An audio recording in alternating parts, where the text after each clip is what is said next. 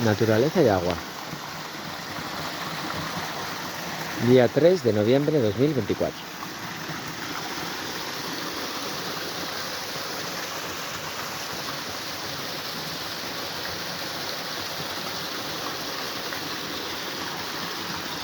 Agua y naturaleza, Prioro. 3 de noviembre de 2024.